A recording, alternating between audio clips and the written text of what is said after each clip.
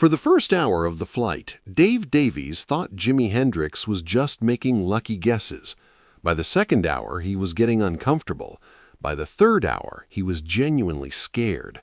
By the time they landed in New York, Dave was convinced he'd spent 6 hours sitting next to someone who could read his mind, or worse. "There's something not normal about him," Dave told his bandmate later. "He knows things, he sees things, and I never want to be in a confined space with him again."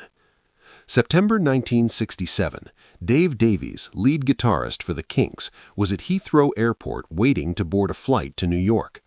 The Kinks had just finished recording sessions for their album Something Else, and Dave was exhausted.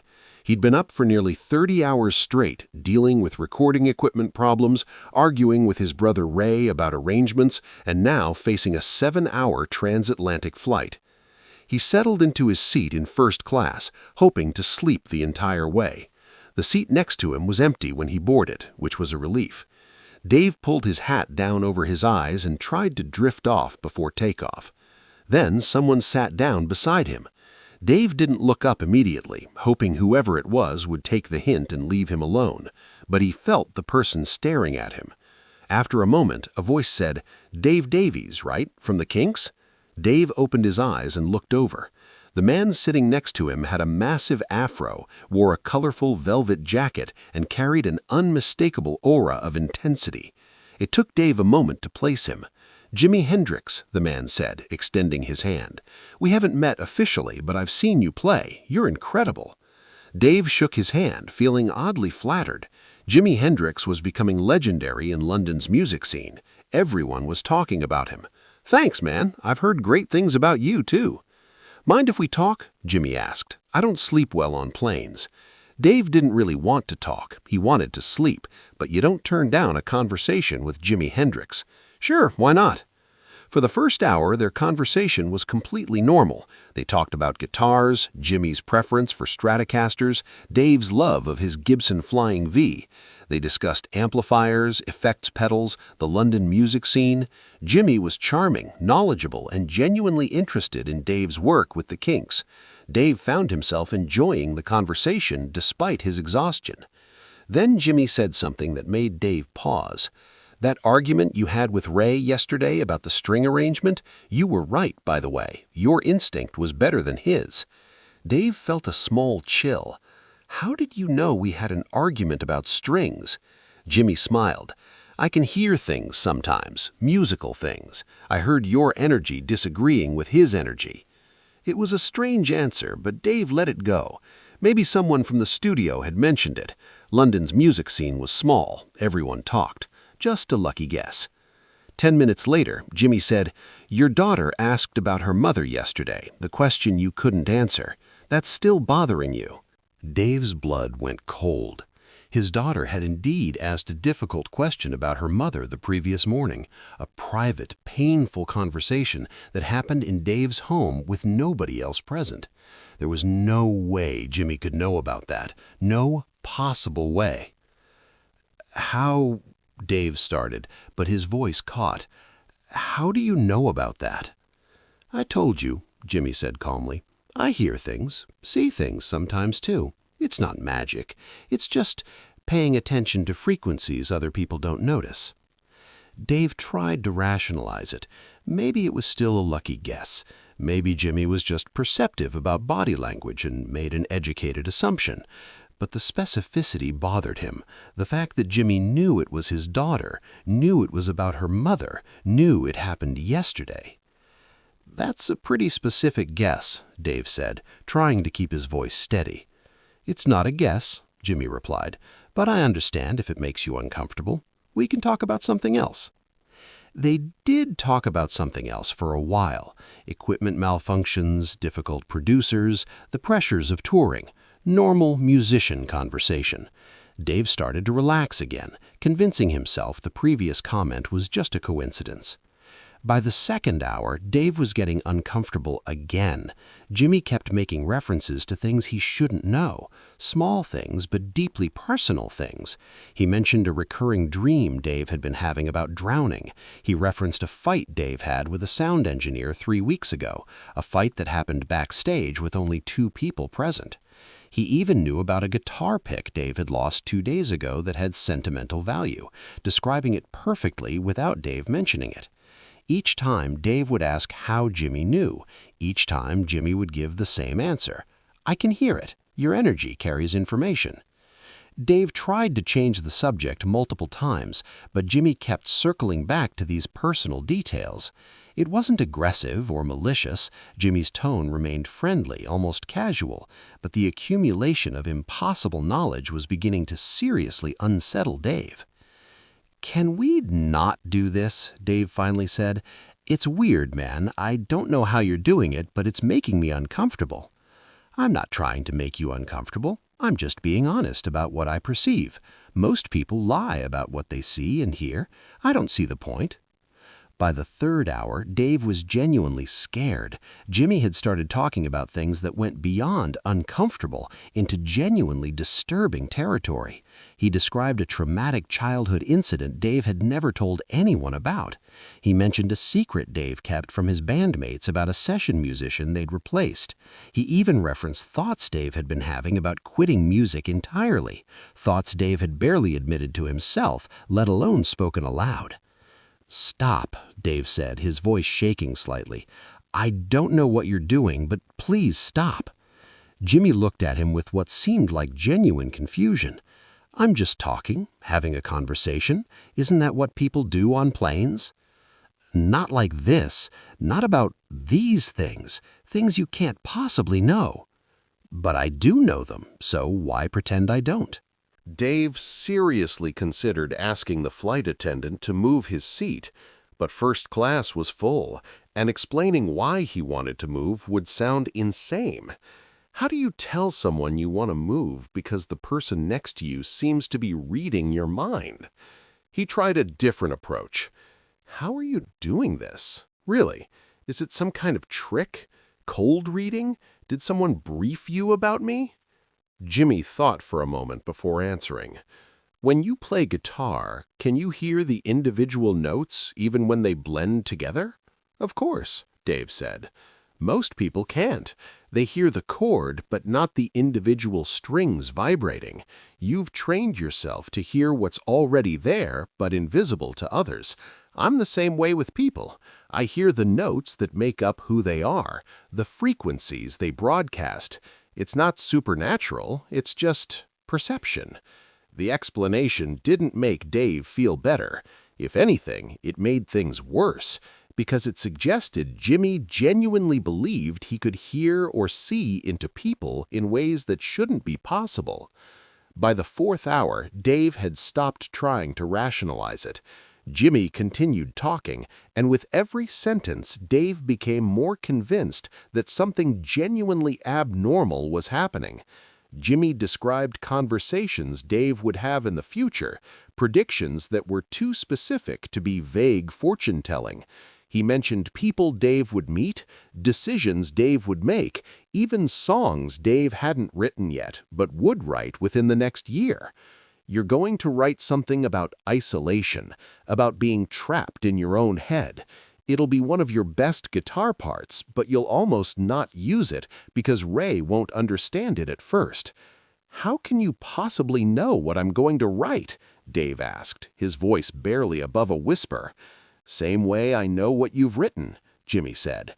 "I can hear the music that's already in you, waiting to come out. It's like looking at a seed and knowing what tree it'll become." Dave's hands were trembling. He gripped the armrests to steady them. This wasn't normal conversation. This wasn't even normal weird musician conversation. This was something else entirely, and Dave desperately wanted it to stop. "I need you to stop talking to me. Please, just leave me alone for the rest of the flight." Jimi looked at him with what might have been sympathy. "I've frightened you. I'm sorry. That wasn't my intention. Your intention doesn't matter. You're telling me things nobody should know, and it's terrifying. Would it help if I explained it's not personal? I'm not targeting you specifically. I perceive everyone this way. You're the one sitting next to me." "That doesn't help at all," Dave said. Jimi nodded and went quiet. For about 20 minutes, they sat in silence. Dave tried to calm down, tried to tell himself this was all some elaborate mind game or trick, but he couldn't shake the feeling that Jimi genuinely seen into parts of him that were supposed to be private, hidden, protected. Then Jimi spoke again, and what he said was worse than anything that came before. "You're wondering if I'm dangerous," Jimi said quietly. "If I can hurt you with this ability. The answer is yes and no. I can't hurt you directly, but knowing things about people changes how they see themselves. Sometimes that knowledge is a burden.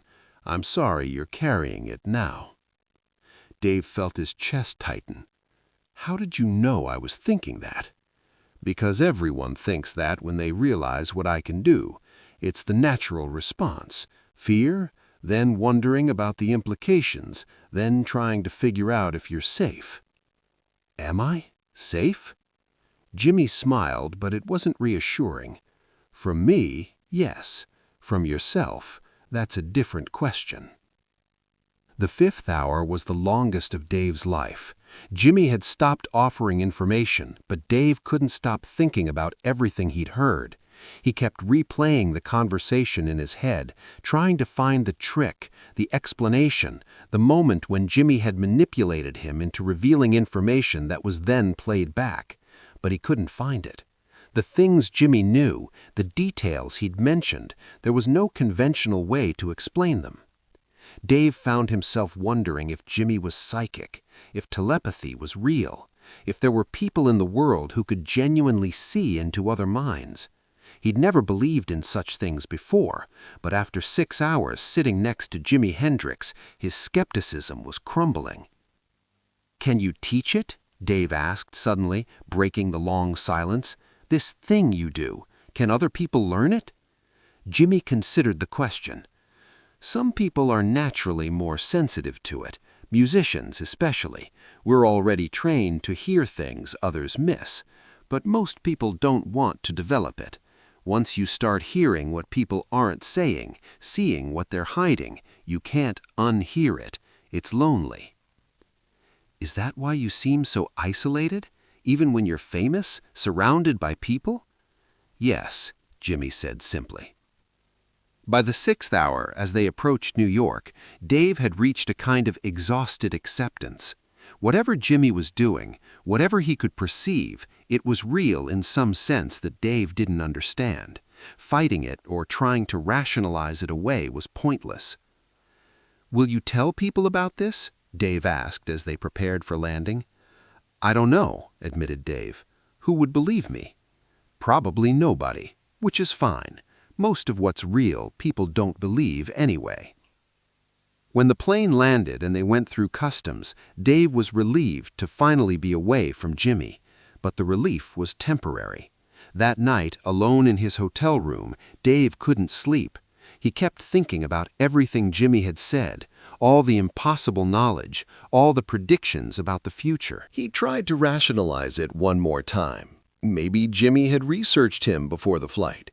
Maybe someone had briefed Jimi about the Kinks, about Dave's personal life, about recent events. But that explanation fell apart under scrutiny. How would Jimi know about the dream? How would anyone research a conversation that happened yesterday in a locked studio? How would Jimi predict future songs Dave hadn't even conceptualized yet? Dave stood at his hotel window, looking out at the New York skyline, and realized his understanding of reality had been fundamentally challenged. If Jimi could truly perceive things that should be hidden, what did that mean? Were other people walking around with similar abilities? Had Dave been living in a world with invisible dimensions he'd never noticed? The questions spiraled through his mind all night. By dawn, he'd made his decision. The next morning, Dave called his manager and said he needed to cancel his return flight. He'd take a ship back to England instead. When asked why, he said he wasn't feeling well and needed the extra time to rest. But the truth was simpler. He couldn't face another plane ride. Not yet. Maybe not ever. It took Dave Davies a full year before he could board another plane. Even then, he was nervous, constantly looking around to make sure Jimi Hendrix wasn't sitting nearby. Friends and family asked what had happened to make him so afraid of flying. He never told them the real reason. How could he explain that he'd spent 6 hours with someone who could apparently read his mind and see his future? Years later, after Jimi's death in 1970, Dave finally spoke about the experience in interviews, but he was careful with how he told the story. He emphasized that Jimi wasn't malicious, wasn't trying to harm him, just incredibly perceptive in ways that were deeply unsettling. There was something not normal about him, Dave would say. He knew things, he saw things, and once you experienced it, you couldn't forget it. It changed how you thought about reality, about what's possible, about what other people might be perceiving that you can't. Some people who heard the story thought Dave was exaggerating or making it up. Others thought he'd simply met someone very good at cold reading and had been fooled. But those who knew Dave well, who knew he wasn't prone to fantasy or exaggeration, took the story seriously. Because Dave Davies spent 6 hours on a plane with Jimi Hendrix, and when he landed, he was different. More cautious, more aware that there might be things in the world that couldn't be explained, and absolutely certain he never wanted to be in a confined space with Jimi Hendrix again. If this story about the unknowable side of genius moved you, hit that subscribe button and give this video a thumbs up. Share it with someone who's ever experienced something they couldn't explain. Have you ever met someone who seemed to know impossible things about you? Let us know in the comments, and don't forget to turn on notifications for more untold stories about the mysteries behind music's greatest legends.